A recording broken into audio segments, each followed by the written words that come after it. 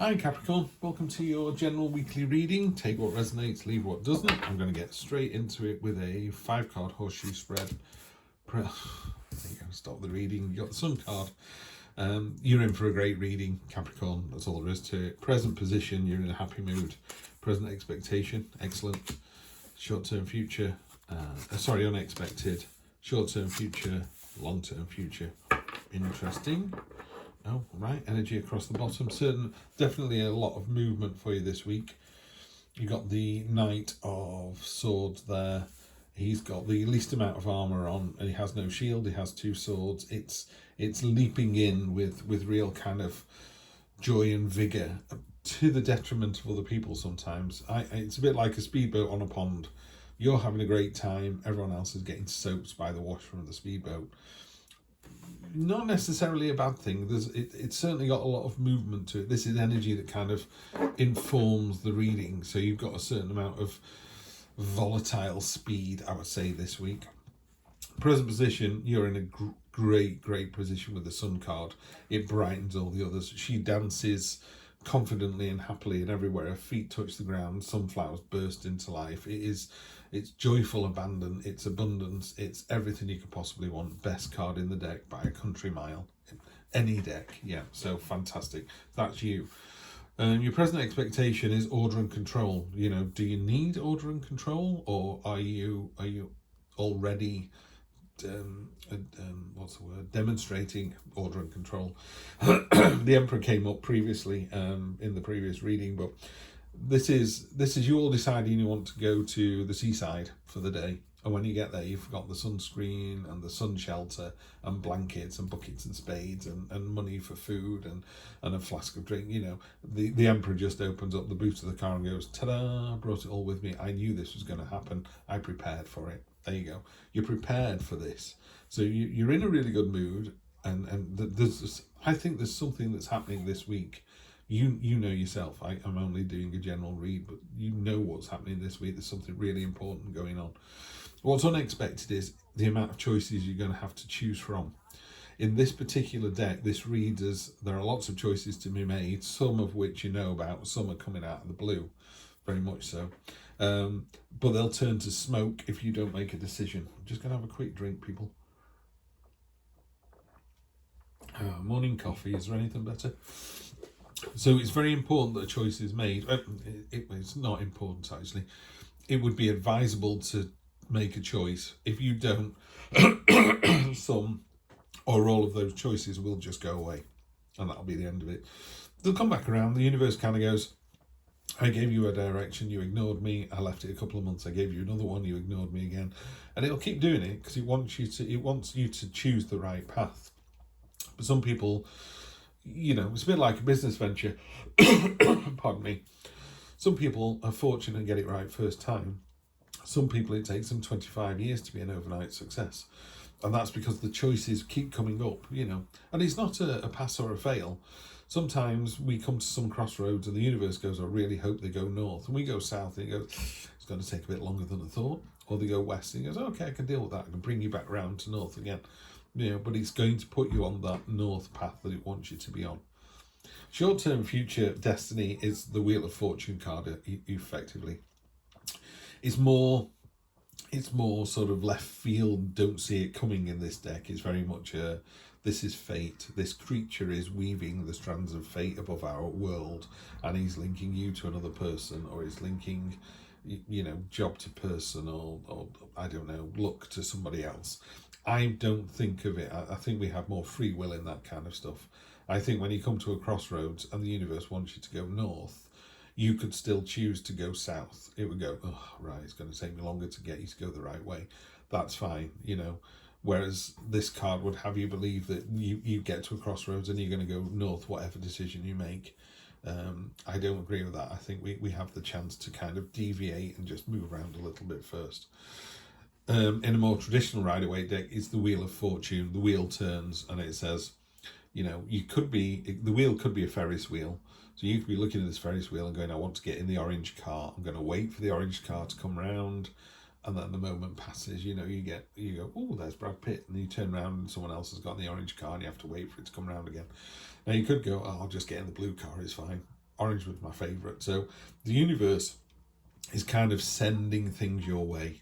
There's 3 trains in the station, and it's going, get on the train. Now you could go, which train? And it goes, get on the train. You, yeah, I know, but which one? It goes, get on the train. Oh, they've all gone. Fine. You know, just get on the train. That's what it's saying.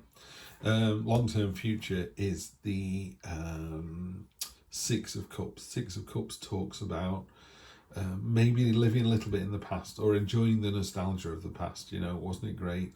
This particular card talks about this candies, sweets in these glasses, and they are delicious. You know, they're a sweet treat, but they're not a meal. They don't sustain you. Yeah. And there's messages as well. There's this origami message. There's a sort of childlike, playful energy in here. So I think you're in for a really good week. I mean, simply put, I think you're just in for a fantastic week. But let's just clarify, see where we get to. It'd be nice to clarify those choices. It could be, what I'm not looking for is any kind of static cards, because that's you waiting to see. Lying, cheating, stealing could be a card of, it's an unusual card to have with the sun. This is the strategic option. Basically, this person, although it looks like an underhand, devious thing to do, and it is, he's gone into the enemy camp and he's stolen those swords. He's left some, but he's taken most of them. But he's carrying them in a really bad way. It's a risky move. What I'm saying is, whatever your situation is at the moment, it's a little bit risky. So just be careful of that. You've left 2 swords, so you could still be attacked. But if it works out, you'll be able to go to the camp tomorrow and go, you need to surrender. You have no weapons. So you could have averted a war. Yeah. So if you're lucky, that's what this card means. Top of the Emperor, the Hierophant, it's a teachable moment as well. So not only in this very kind of powerful mindset of being all-knowing almost, you know, in a very powerful order and control kind of mindset, you're also able to, the Hierophant's like a teacher. It's this sort of benevolence. It's as above, so below. There's a balance to it. So sometimes the Emperor can be quite my way or the highway, quite controlling, and it's not. It's being balanced with the Hierophant. So this is a really good energy to get the 2 together. So you've got this fantastic order, control, my way or the highway, but based on solid fact, based on, we tried this last time and it worked so well, let's do it again.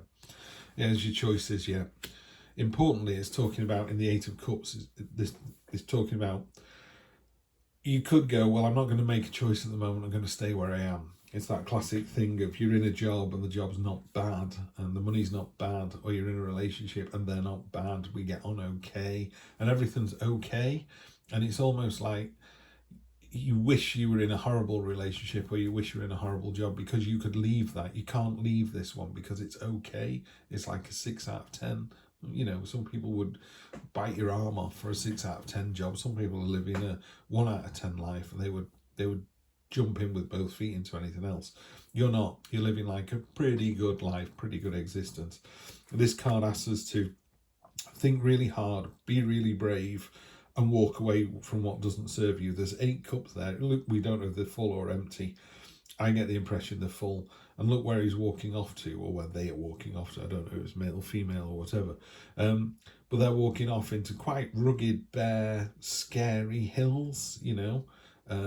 But the time has come, you know. This moon up here is saying the time has come for you to walk away from what doesn't serve you anymore. Yeah, the moon, and it's another journey card. You've got a very similar thing. There's a path through here. This is your subconscious coming out of the water. So your subconscious is coming to the surface and literally saying, this is the path that you need to follow. And again, the moon here, this is about the 3 phases. But to me, it's time. It's basically going, you know, the world turns, this is time. We need to get going. We need to move on now. So there's a journey you need to go on. Could be a physical journey. Could be a, you know, get in the car and go somewhere, or get on a plane. But there's definitely movement here. There's a lot of movement in this reading. And after the Wheel of Fortune, you know, saying there's 3 trains in the station. And then here we've got this slightly sort of looking to the past, and wasn't it good way back when? Wasn't it good last year? Wasn't it good before COVID? It was, but, you know, there's something coming through. There's a cathartic moment that's going to happen. what's happened here is the lightning has struck this beautiful building that they've created themselves, and it's only then that they realise there isn't a door in there, and they can't get out without jumping, possibly to their deaths, you know, because they built this edifice which was fantastic, and they lived in it and they enjoyed it, but they didn't build it properly. It was based on a shaky foundation. So the Tower card talks about, you know, like an earthquake moment. It all gets washed away, and the idea is we then start from the ground up with a clean slate and start all over again. So something as simple as having a blazing route with your partner, and it just clears the air, you know, and that beautiful kind of after a storm, you know how the air and the air and the grass smell sweeter and fresher. It's that kind of thing. So I think you don't worry about the Tower card. Some people are terrified by the Tower card. Tower is about change. It's about ground zero. It's about flattening it and going, you know, that was horrendous, that was horrible, but now we're in a great place to start again. Yeah. Do we build the same thing again? No, because that didn't work. We're going to build something else. We're going to build something better. So I would say you've got the Sun card at one end and the Tower card at the other. That would be my message to you. You can take this energy all week and it will burn away any issues. This is your big one, the unexpected here. You've got choices to make. And in your heart of hearts, you know which one it is. Something doesn't serve you anymore. You know, classic thing is, are you going to be with your partner in 10 years' time? And if there's a nanosecond of, I don't see that happening, what are you wasting 10 years for? You know, if you can't fix it today, you won't fix it tomorrow, and you won't fix it next year. So just take that sun energy, which is positive, you know, could be a cathartic moment, could be some tears and some upset, but long term it's going to be better. Capricorn, have a really interesting week. See you next week.